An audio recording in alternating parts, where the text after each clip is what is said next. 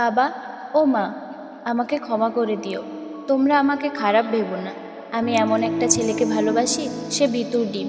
সে কখনোই তোমাদের কাছে এসে বলতে পারবে না যে সে তোমাদের মেয়েকে ভালোবাসে, কিন্তু আমি তাকে খুব ভালোবাসি। আর তোমরা তো জানো আমি তোমাদের মেয়ে, খুব জেদি। তাই আমার জেদে একটা বড় সিদ্ধান্ত নিতে যাচ্ছি। তাই তোমাদের জানিয়ে গেলাম আমি বাড়ির থেকে পালিয়ে যাচ্ছি। আর আমরা খুব তাড়াতাড়ি বিয়ে করে সুখে শান্তিতে জীবন কাটাতে চাই। তোমরা আমাকে নিয়ে কিছু চিন্তা করো না। এটি তোমাদের অসহায় মেয়ে।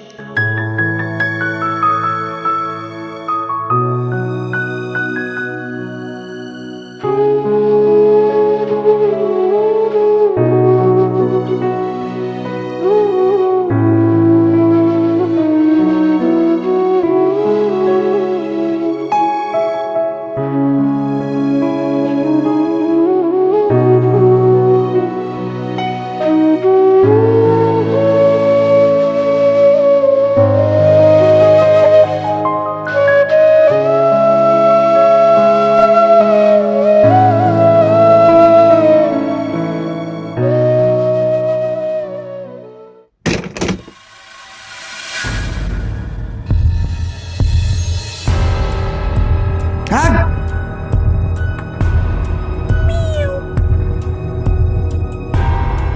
এই বিড়ালগুলো না সত্যি যা রাতে ঘুমায় না না কি বলতো।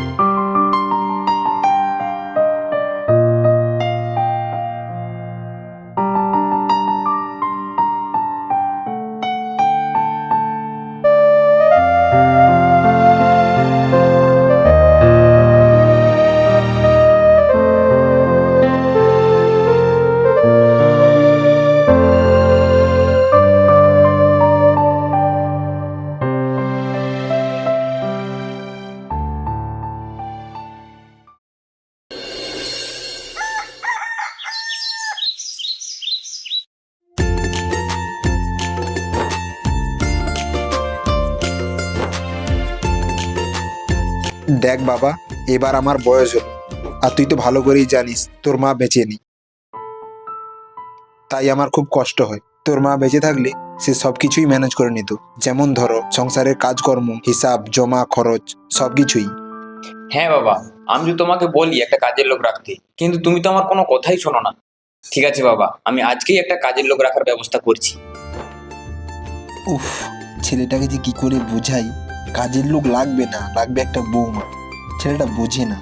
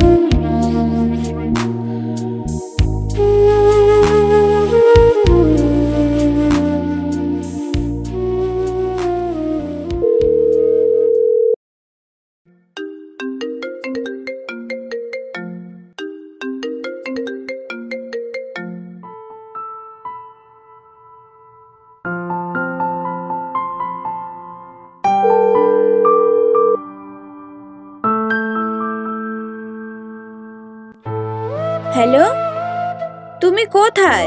আমি তো বাড়িতে, তুমি কোথায়? আমি তো সে ব্রিজের ওপর দাঁড়িয়ে আছি। জানো না, একটা না সমস্যা হয়ে গেছে। সমস্যা? সমস্যা মানে কি সমস্যা?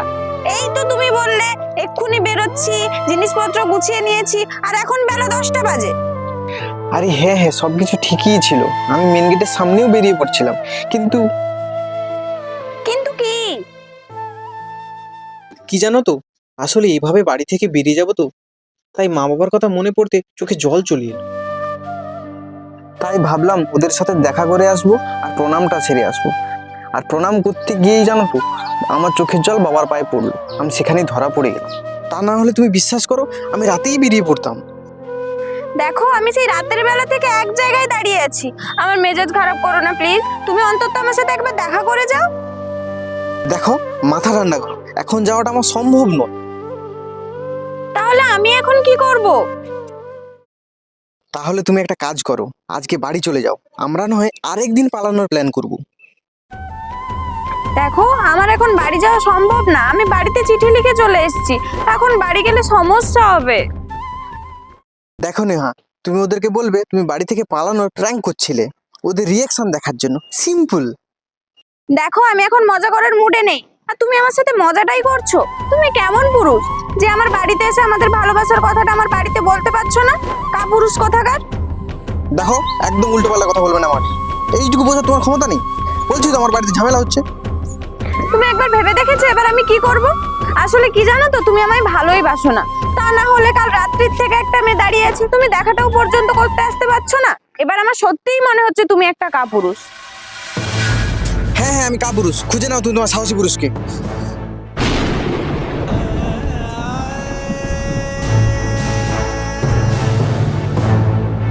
Hello hello hello hello.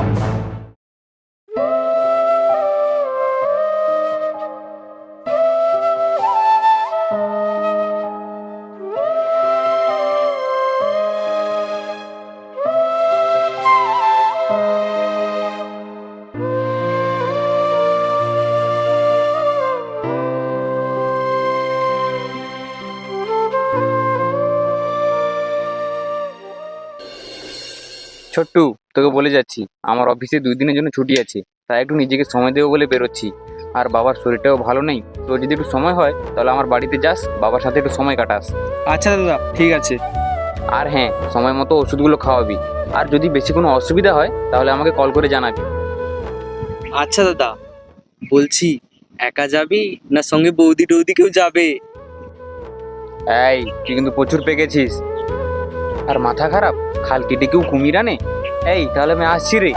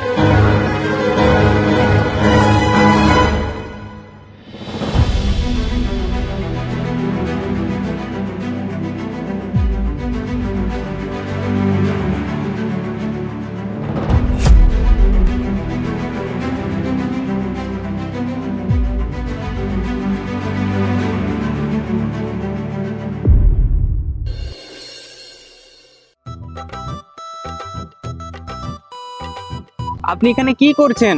মাছ দেখছেন না গভীরতা মাপছেন?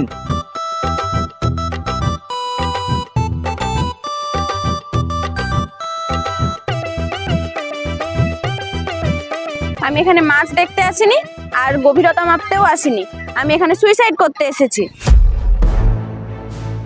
কি বলছেন কি আপনি? আপনি জানেন আপনি কত বড় ভুল করতে যাচ্ছিলেন?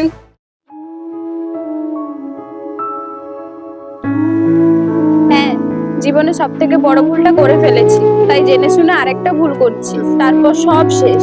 না থাকবে বাঁশ, না বাজবে বাঁশি। ও আচ্ছা, আপনাকে দেখে আমি সবই বুঝতে পারছি। বাড়ি থেকে বেরিয়ে এসেছেন, বয়ফ্রেন্ড আসবে বলে আসেনি, তাই তো? সত্যি আপনারা পারেনও বটে। কেমন মানুষকে পছন্দ করেন আপনারা? আর এইভাবে আপনি আত্মহত্যা করতে এসেছেন, কোনো মেকআপ করা নেই, ভালো ড্রেস পরা নেই, এইভাবে আপনি আত্মহত্যা করবেন? মানে সত্যি। হ্যাঁ, সুইসাইড করার জন্য মেকআপ করতে হবে, ভালো ড্রেস পরতে হবে? কি বলছেন? আপনি কি পাগল আছেন নাকি?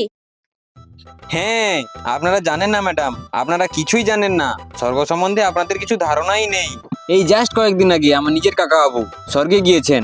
ওখান থেকে আমাকে ফোন করে বলছেন যে ভাইপো, মরার আগে আমি একটু ভালো করে সাজতেও পারলাম না। তারপর আমার কাকাবাবু আমাকে বলছেন স্বর্গে নাকি এখন স্মার্ট টেকনোলজি হয়ে গেছে, যেমন যারা একটু দেখতে সুন্দর, স্মার্ট, হ্যান্ডসাম, তাদের জন্য আলাদা আলাদা ফ্যাসিলিটি আছে। যেমন তাদের আলাদা থাকার জায়গা, আলাদা খাওয়ার দাওয়ার, আর ইন্দ্রের রাজসভায় অপ্সরাদের নৃত্য দেখার নিমন্ত্রণ পাওয়া। এবার আমার কাছে পুরো ব্যাপারটা পরিষ্কার। আপনি সত্যিই পাগল। আপনি জানতো, আমাকে মরতে দিন। আরে এ মুশকিল, আমি আপনাকে কখন মরতে না বলেছি? আমি তো শুধু আপনাকে সচেতন করছি যে স্বর্গের নিয়মটা একটু আলাদা। আর এই যে আপনি যে ড্রেসটা পরে আছেন, ওটা বাদ দিয়ে যদি কোনো একটা শাড়ি পরতেন, আর এই যে আপনার চুল, ছি, এগুলো কি চুল? যদি কোনো ভালো একটা শ্যাম্পু দিয়ে এই চুলটা ধুয়ে আসতেন, একবার ভেবে দেখুন তো, আপনি কি দ্বিতীয়বার মরতে পারবেন? তাই আমি আপনাকে আগে থেকেই বলছি, মরবেন যদি একটু ভালো করে সেজে গুজে মরুন, না হলে এইভাবে মরে লাভ নেই। কালকে যখন আপনার ছবি পত্রিকায় বেরোবে, তখন তো লোকে দেখে দূর দূর ছি ছি বলবে। কথাটা আপনি মন্দ বলেননি, কিন্তু আমার কাছে তো এখন শাড়ি বা মেকআপ কোনো কিছুই নেই। আমি তো বাড়ি থেকে পালিয়ে এসেছি। আচ্ছা ঠিক আছে ম্যাডাম, কোনো অসুবিধা নেই, আমি আপনার সাথে শেষ পর্যন্ত থাকবো, কিন্তু আপনি সত্যি মরবেন তো? মরবো মানে 100% মরবো। বেশ ঠিক আছে, তাহলে আমার সঙ্গে চলুন। চলুন মানে? কোথায় যাব? কোথায় যাব মানে? মরবেন তো আপনি, হ্যাঁ হ্যাঁ হ্যাঁ, মরবো মরবো। তাহলে চলুন।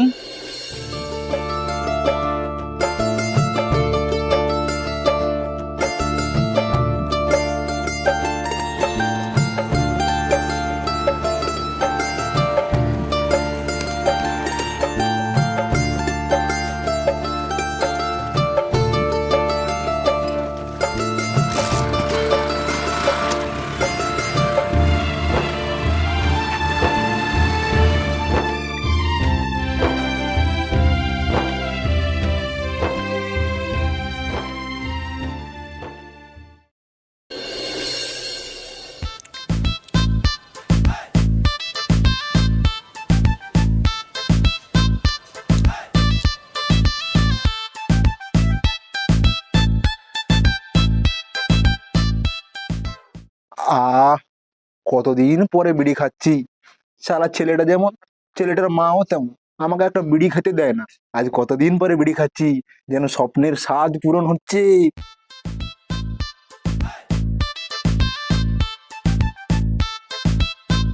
সুনন্দা, তুমি তো সবকিছুই দেখছো, ছেলেকে আবার কিছু বলো না যেন।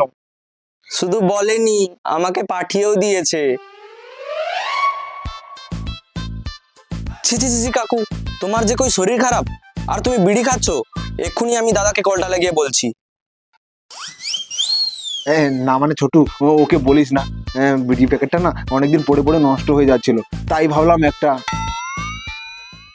পুরোনো প্যাকেটটা পড়ে পড়ে নষ্ট হচ্ছে, না পুরোনো অভ্যেসটা ছাড়তে পারছো না? দেখ ছোটু, তুই তো সবই জানিস, ওকে বলিস না, বুঝলি তো? আচ্ছা ঠিক আছে ঠিক আছে, বলবো না। তবে হ্যাঁ, আজকে বোধহয় দাদা বাড়ি ফিরবে না। তুমি আমাকে কিছু টাকা দাও, বাজার থেকে দেশি মুরগি কিনে আনবো।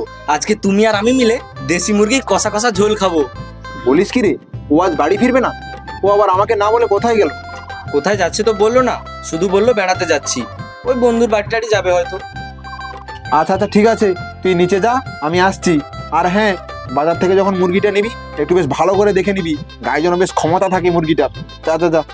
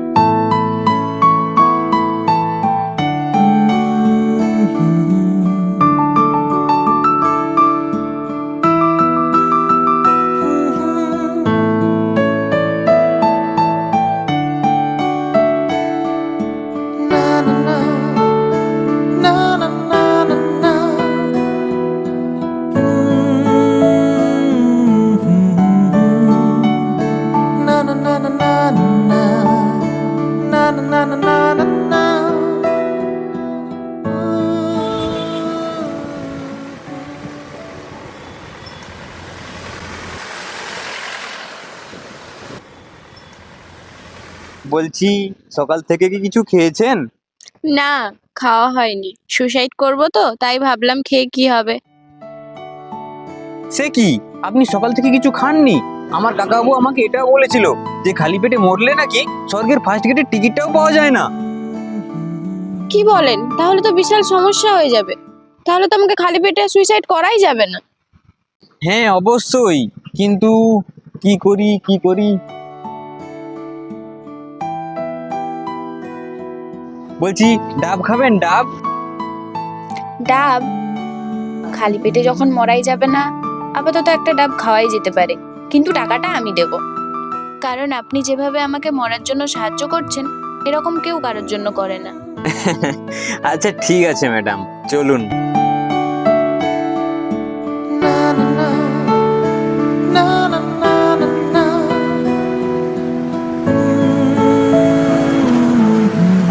কাকা, দুটো ডাব দেবেন তো।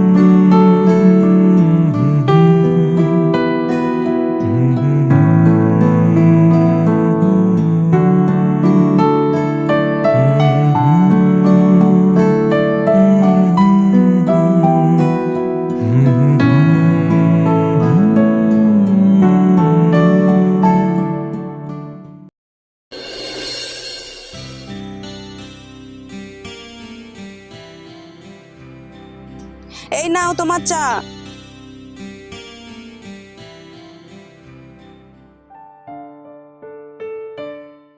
কি গো, মেয়েটা যে চলে গেল, খোঁজ নেবে না? দেখো, আজকালকার ছেলেমেয়েরা স্বাধীন। আমি মনে করি তাদের এভাবে ডিস্টার্ব করে ঠিক হবে না। তারা নিশ্চয়ই তাদের সুখ শান্তির কথা ভেবেই গেছে। আর যদি তা না হয়, আপনি বাড়ি চলে আসবে। তোমাকে ওগুলো নিয়ে চিন্তা করতে হবে না, তুমি তোমার কাজ করো। ভগবান ভগবান, এ কেমন বাবারি! আমাদের সময় যদি এরকম বাবা থাকতো, তাহলে আমরাও আমাদের ভালোবাসার মানুষটাকে পেয়ে যেতাম। কি বললে? তা এখন যাও না ভালোবাসার মানুষটার কাছে, তাহলে আমি একটু শান্তি পাই।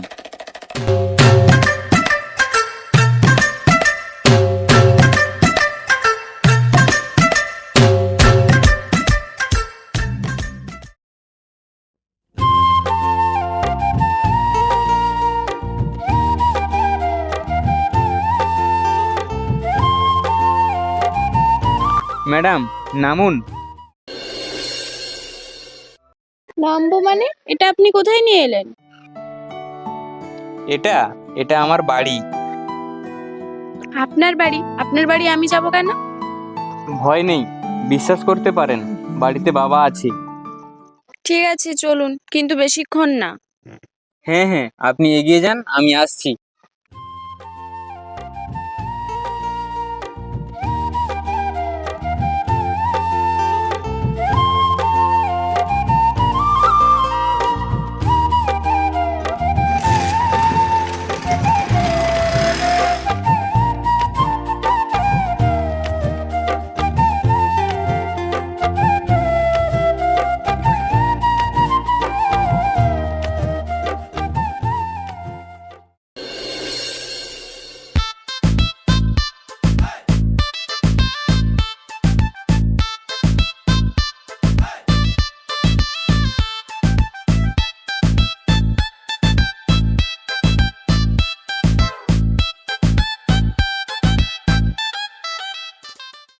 কি ব্যাপার? কে মা তুমি? এই যে আপনার ছেলে আমাকে আসতে বলল। ছেলেটা সত্যি পাগল, বলা নেই কোয়া নেই, দুম করে একটা কাজের লোক নিয়ে চলে এসেছে। কিছু বললেন? কিন্তু মা, তোমাকে দেখে তো কাজের লোক বলে মনে হচ্ছে না। বাবা, এইসব কি বলছো নাকি? উনি কাজের লোক নয়, উনি আত্মহত্যা করতে এসেছেন। হ্যাঁ, আত্মহত্যা করতে এসেছে, তাও আবার আমার বাড়িতে। ও তুমি বুঝবে না বাবা, সে অনেক বড় ঘটনা। চলুন চলুন, আপনি ভেতরে চলুন।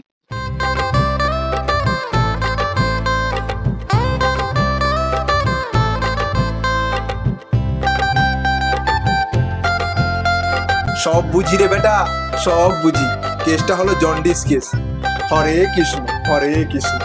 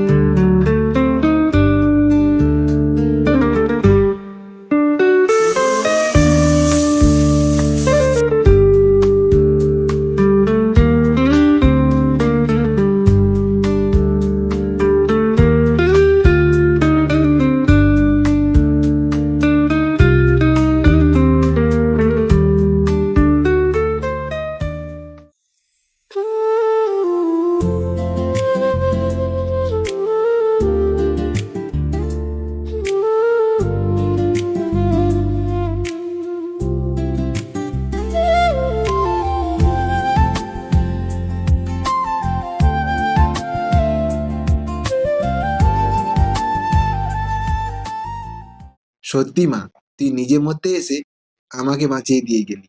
এখন আর বুকের ব্যথাটা হয় না, কাশিটাও অনেকটাই কমেছে। মনে হয় এই যাত্রায় বেঁচে গেলাম, বুঝলি তো? হ্যাঁ, আপনি বিড়ি খাবেন না কিন্তু আর। আচ্ছা মা, আর খাবো না। কিন্তু মা, আমি একটা কথা বুঝতে পারছি না, তুই যে বাড়ি থেকে পালিয়ে এলি, বাবা মা খোঁজ নেয়নি? আসলে আঙ্কেল, তাদের কোনো দোষ নেই, আমি নিজেই বারণ করেছি তাদের আমার খোঁজ নিতে। সবই বুঝলাম মা, কিন্তু একটা ছোট্ট ভুল বোঝাবুঝির জন্য জীবনটা এবার নষ্ট করিস না। এখন তোদের জীবন শুরু করার সময়। আমি তোর গুরুজন হয়ে বলছি, তুই নতুন করে আবার সবকিছু শুরু কর। আচ্ছা ঠিক আছে আঙ্কেল, যদি সম্ভব হয় নিশ্চয়ই চেষ্টা করব। আপনি শুয়ে পড়ুন।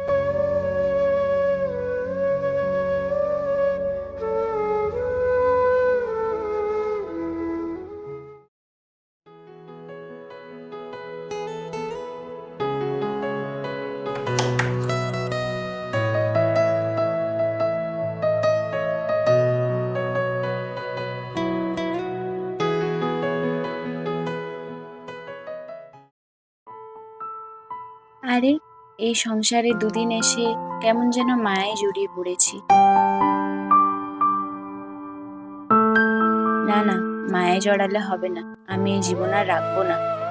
তবে হ্যাঁ, এই জীবনের সুন্দর মুহূর্তগুলো আমি ডায়েরিতে তুলে রাখি।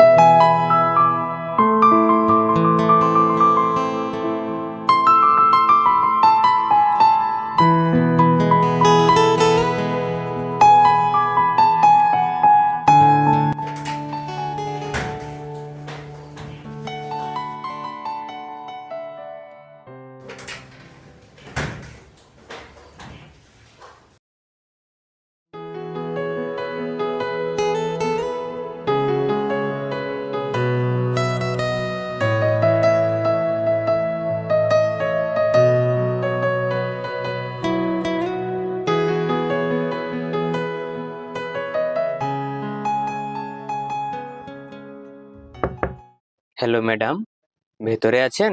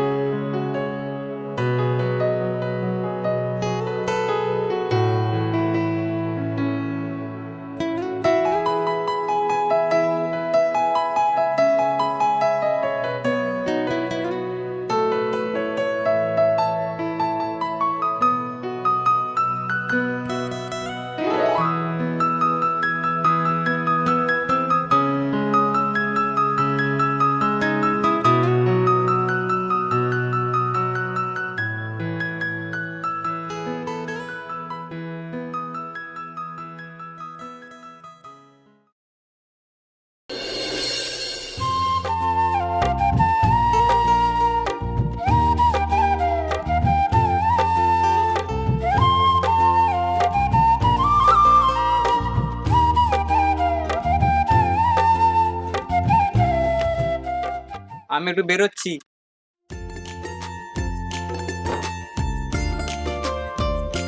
কোথায় যাচ্ছেন? অফিস? তাহলে আমি মরবো কখন? আপনি যে গতকাল বললেন আজকে আমাকে মরতে নিয়ে যাবেন। আর না না, অফিসে যাব না, অফিসে 2 দিনের ছুটি আছে। আসলে আপনার আত্মহত্যার দায়িত্বটা আমি নিয়েছি তো, তাই একটু টেনশনে আছি। আশপাশটা একটু ঘুরে দেখবো, কোথায় আত্মহত্যা করলে আপনার কোনো বাঁচার চান্স থাকবে না। ও আচ্ছা, ঠিক আছে ঠিক আছে, তাহলে তাড়াতাড়ি যান, একটা বেশ ভালো জায়গা দেখে আসবেন, কেমন? আর হ্যাঁ, যদি পারেন একটু সেজে গুজে বেরোবেন। আর আপনার রুমে একটা শাড়ি রেখে দিয়ে এসেছি, ট্রাই করে দেখতে পারেন, আশা করি আপনাকে খুব ভালো মানাবে। আচ্ছা। ঠিক আছে, আসছি।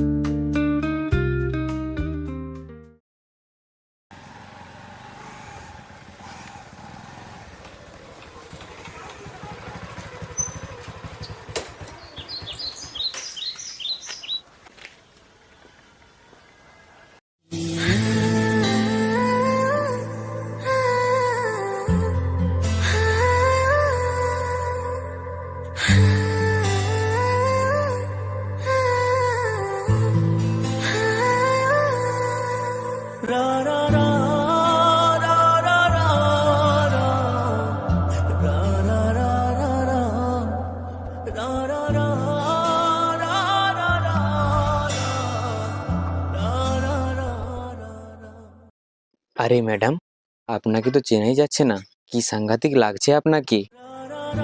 হ্যাঁ, সত্যি? কি জানি, হয়তো ভগবান আজ নিয়ে নেবে তো তাই। তাহলে আপনি কি রেডি? রেডি মানে? আমি কখন থেকে রেডি হয়ে বসে আছি, চলুন তো।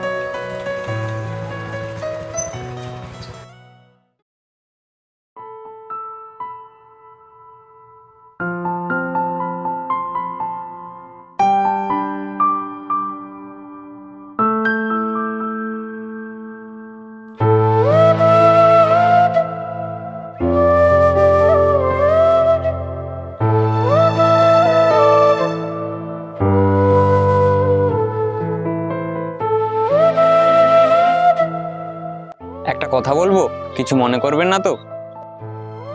আপনি যাই বলুন, কিন্তু আমাকে মরতে না বলবেন না। আরে না না, আপনি তো মরবেন শিওর, কিন্তু কাজকর্ম কিছু করতেন, মানে কোনো জব? হ্যাঁ, নার্সিং কোর্স কমপ্লিট করা হয়ে গেছে, সার্টিফিকেটও পেয়ে গেছিলাম। চাইলে জয়েন্ট হতে পারতাম। ভেবেছিলাম আমাদের বিয়ের পর জয়েন্ট করব, কিন্তু কি বলছেন কি আপনি? আপনি একজন নার্স হয়ে মরতে যাচ্ছেন? আপনি জানেন সেবা শুশ্রূষার অভাবে কত না মানুষ প্রাণ হারাবে? হ্যাঁ জানি, মনকে অনেক বুঝিয়েছিও, কিন্তু যখন নিজের মানসিক শান্তি থাকে না, তখন মানুষের সেবা করব কিভাবে?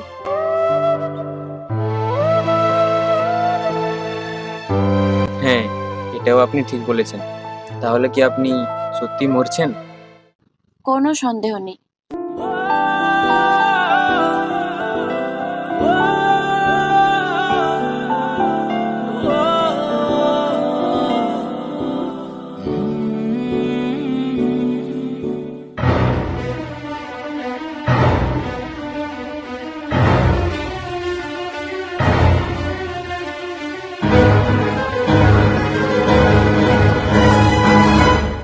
আমি আপনার পুরো ডায়েরিটা পড়ে ফেলেছি।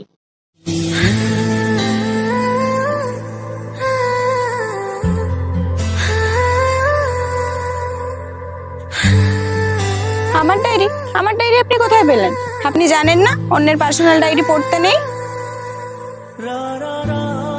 হ্যাঁ জানি, কিন্তু ডায়েরিটা না পড়লে তো আমি আমার অচেনা ভালোবাসার কথা জানতেই পারতাম না।